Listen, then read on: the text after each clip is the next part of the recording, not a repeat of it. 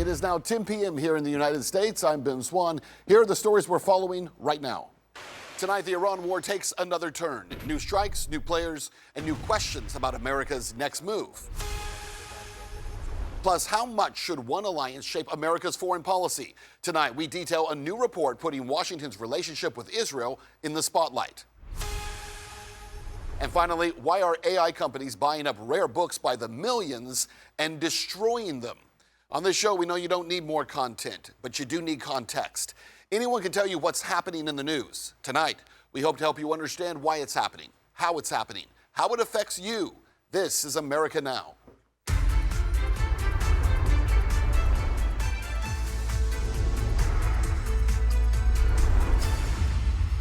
And kicking off this hour now with breaking news, according to the Financial Times, President Donald Trump has now said he is unsure if he will allow Ukraine to produce Patriot air defense missiles.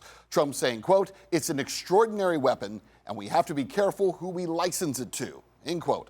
The president previously indicated this month at a NATO summit in Turkey that Kiev would receive a license to produce Patriots. The move could be a major blow to Ukraine's already struggling air defense network. And now the president is also saying tonight that Special Envoys Jared Kushner and Steve Witkoff will visit Ukraine in the upcoming days in a renewed effort at peace talks with Russia. We'll continue to cover this story and bring you the very latest as it develops. And now to new developments out of the conflict in the Middle East, where we have learned today that Saudi Arabia has announced the formation of a new military coalition to protect commercial shipping after attacks in the Red Sea and across the region raised new concerns about global trade. 14 countries, as of tonight, have signed on to this initiative, though officials have not yet said how this coalition will operate or what forces participating nations will provide. The announcement comes as U.S. Central Command confirmed another wave of strikes inside Iran, targeting command centers, missile sites, and drone facilities. The Pentagon says that the attacks were in response to Iranian missile strikes against U.S. forces in the region. The expanding conflict is adding new pressure to global energy markets as oil prices remain elevated and shipping through the region continues to face growing risks. Again, we'll continue to monitor the latest here. Also tonight, what if the biggest battle of America's relationship with Israel is not happening on the battlefield, but inside the Pentagon? What if the goal here is not just to keep America as an ally, but to make sure that no future president, no future U.S. administration can ever undo the relationship?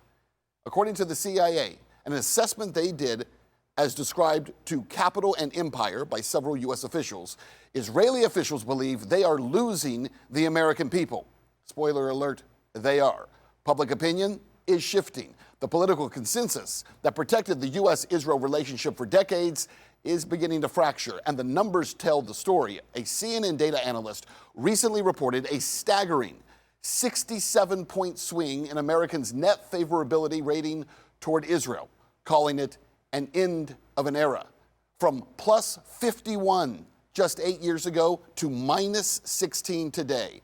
That isn't a small dip. That is a political earthquake. So if you believe public support is slipping, you don't just fight for the next news cycle. You build a system that survives the next election, and the one after that, and the one after that. According to the CIA, that is exactly the strategy here. The assessment says that Israel is working to make sure that U.S.-Israel alliance is so deeply embedded inside America's military and intelligence and defense industrial base that future administrations would not be able to pull it apart, not through foreign aid, but through integration. See, the report describes discussions about expanding intelligence cooperation, hosting a permanent U.S. military base on Israeli soil, and making Israeli technology and jointly developed weapons part of America's own military infrastructure. So what is the goal here? It is to make the partnership indispensable, because it's a lot harder to cut ties when your defense establishment depends on them. And some say that process is already underway. Look, last week the House passed that highly controversial 2027 National Defense Authorization Act, which included Section 219. We've told you all about this. 219 creates a permanent U.S.-Israel Defense Technology Cooperation Initiative inside the Pentagon. Critics say that this is not just cooperation, it's institutionalization. Congressman Thomas Massie called it something else, a betrayal of our sovereignty. we were called conspiracy theorists last week for saying this means we're going to merge the two militaries, the IDF and the U.S. military, because they said, oh, this is just, we're merely combining our technology and our supply chains and all this other stuff. It has nothing to do with chain of command, which that may be true, but it's still an encumbrance and an entanglement that I think, honestly, is treasonous. Well, supporters have a different point of view. They say this just strengthens a key alliance. Critics see something else. They see a relationship being built to outlast the will of the voters. Yeah, remember those people, the people of the United States? Because they matter. Earlier this year, Prime Minister Benjamin Netanyahu said Israel may no longer need U.S. military aid. We receive $3.8 billion a year. And I think that it's time that we weaned ourselves from the remaining military support. I don't know if you remember when he said that, but at that time, many saw that, well, that was a sign of strength, right? Others were frustrated with U.S. aid to Israel relief. The CIA assessment offers a different interpretation here. Why depend on annual foreign aid when you can become part of the system itself? Why ask for a check when you can help write the blueprint? The assessment says the strategy is to replace highly visible foreign aid with deeper, longer-lasting military, technological, and industrial integration. Say it another way. Less about appropriations and more about permanence. See, the bill now moves to the U.S. Senate. The debate is likely far from over because this is not just a question about foreign policy. This is a question about how close an alliance should become and who gets to decide. Is it Congress? Is it the Pentagon? How about the American people? Do they have a say in this? If the CIA's assessment is accurate, then this isn't about next year's aid package. It's about whether or not a relationship is being designed to become so deeply embedded that future presidents, future Congresses, perhaps even future voters will find it impossible to change. So joining me now to discuss, we have friend of the show, the host of The Deep State on RT, John Kiriakou. John, great to have you on. Thanks for having me, Ben. So let's break down, first of all, I think even a small child could understand what's happening here, right? The U.S. approval of Israel has completely tanked. The public opinion of them is the lowest it's ever been, probably in history. Yes. No one likes Israel at this point. Even within the Republican Party, the numbers are dismal. And so it seems like what Netanyahu and the Israeli government have realized is the only way they're going to continue to get funding from the U.S. is they have to link things so intrinsically and so deeply that they essentially become almost I don't want to use the term virus, but they certainly are able to attach themselves to the U.S. like a host, where this thing becomes so connected so deeply you can't escape from it. Yeah, I think that's exactly what's happening. For example, this policy change by the Israelis, whereby Benjamin Netanyahu vocalized a couple of weeks ago the notion that Israel would wean itself off direct U.S. aid. This was not out of the goodness of the collective Israeli heart. This was simply a change in how that aid is provided, where it's not going to be direct cash payments, for example, or just free weapons. We'll allow the Israelis to co-develop the weapons. We'll allow the Israelis to have offices inside the Pentagon or inside the CIA to share technology, to just get it for free. It's even better aid just under the guise of independence. And you're right about public opinion. Ben, we've never seen numbers like this in the history of polling, where vast majorities of Democrats and of independents and a sizable minority of Republicans just don't like or trust the Israelis anymore. The times they are a-changin', as Bob Dylan once said. That's right. And I think what's so interesting about the CIA assessment is essentially that the Israelis know that this is going to be so unpopular that it's very possible, maybe not in 2028, but in the very near future, you're going to have presidential candidates who are running on the platform of disassociating the U.S. from Israel, disconnecting that relationship. And now that this has happened, specifically on the platform, I'm sure, of removing this very entangled relationship in terms of intelligence sharing and weapons development. The question is, how? How does Israel become so intertwined that it becomes almost impossible to unwind? Well, they've done that through very deft manipulation of the American political system.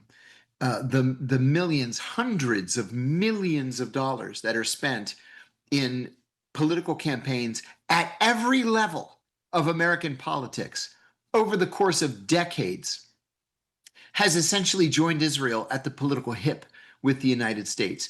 One of the things that we saw differently in the House vote on the National Defense Authorization Act last week was a joint statement by Representative Thomas Massie, the conservative Republican from Kentucky, and Representative Alexandria Ocasio-Cortez, the progressive Democrat from New York, where they both said that this idea of co-locating and linking Israeli defense with the U.S. Pentagon was a direct assault on American sovereignty.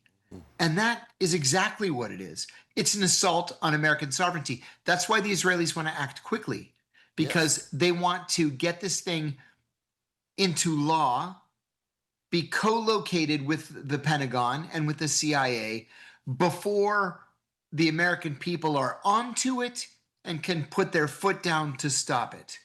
You know, you're someone who I think knows so much more about the tentacles of how all this works than many people.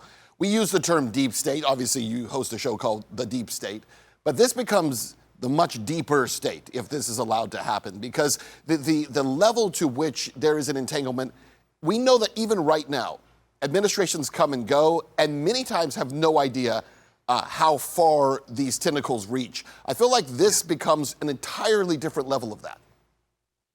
Oh, it really does. You know, I've been saying for many years, Ben, that at the CIA, we had a deep distrust of the Israeli Mossad. The Israeli Mossad was always trying to spy on the CIA. Just 2 weeks ago, the Defense Intelligence Agency released a memo to all DIA employees warning them of stepped up Israeli espionage against DIA employees. So the Israelis are actively spying on us, actively spying on the American intelligence community, and then at exactly the same time, carrying out negotiations to be co-located with the U.S. intelligence community and the defense community. It's like we live in the twilight zone. How can this happen? This doesn't happen in any other country in the world. Right. But it's happening here. Well, this is exactly what we should be careful of and wary of. Yeah, it's such a great point that no other country would tolerate this. Why are we? Why is the U.S., arguably the world's greatest superpower, willing to accept this kind of behavior? The idea that the public is so against it, I think if you did public polling on this idea, it's going to be dismal. And yet we see the overwhelming support coming from members of Congress. And this goes back to the argument that so many people have made of how co-opted the Congress is, how co-opted lawmakers are. They're all bought and paid for. AIPAC owns them. The Israeli lobby owns them. Or they are afraid because they think they'll be Thomas Massied, right? They'll get rid of them if they don't play along. How do we overcome that part of it? Because that's a major issue when the people are not, and this has been true in many cases, but this is a very stark example of where the people are not represented by their representatives. I think this is one of those cases, Ben, where the Congress is going to be dragged, kicking and screaming, into a new policy position. We saw this with the release of the Epstein files, where it was the American people in public opinion polls that were demanding that the Epstein files be released. Of course, they haven't been released, but at least Congress voted 419-1 in the House and 99-0 in the Senate. I think we're going to see the same thing here, where Congress is wishy-washy. Congress is liable to influence, political influence by AIPAC and by the Israeli government itself. And it's the American people in these very strong public opinion polls that are going to drag Congress to the right position. It's going to take a little time, but I think we're headed there. Yeah, I think we're absolutely headed there too, because again, this is so unpopular that you can, at this point, really remove people from office just based on their allegiance to Israel. It feels like we've shifted that far. And to think that would even be the case 5 years ago seems ludicrous at this point. I'll give you the last word here, but moving forward, what is the next step, do you think, in terms of this battle? It seems like this thing is almost inevitable. It will happen. The question is, how long does it last? What is your view on that? Yeah, I hate to say that I agree, but I agree. It probably is inevitable. It could be delayed or modified in the Senate because in order to break cloture, which means to allow a bill to come to the floor of the Senate for a vote, you need 60 votes. So the Republicans would need 7 Democrats to vote yes. The Democrats are a little bit more sensitive on this issue than the Republicans are right now. And so I think there's a possibility, not a great one, but a possibility that it could be taken out of the final, the National Defense Authorization Act, and maybe have it postponed for a year. That would give opposition another year to grow. So we're not quite there yet. I think really what people are waiting for is to see what happens in the midterm elections in November, and then beyond that, 2 years from now in the presidential election of 2028. It's going to be so decisive on so many levels. John Kiriakou, host of The Deep State on RT. Thanks so much. Thank you, Ben. Well, tonight, one of the world's biggest tech firms is reaching new levels to dominate the artificial intelligence field. New reports reveal that AI will now be trained through books. But now those books and what happens to them, that's another story. Jalyssa Dugrot has more on that tonight. Jalyssa. Last year, AI company Anthropic started a secret operation to buy your favorite books, scan the pages, and then immediately destroy them. It's called Project Panama. In unsealed legal documents, the company says their goal is to destructively scan all books in the world, and they don't want you to know that they're doing it. So here's how it actually works. The scanned text is converted and fed into the AI. The AI reads the text to learn patterns, grammar, and how words connect. Once that's done, the actual book pages are thrown away.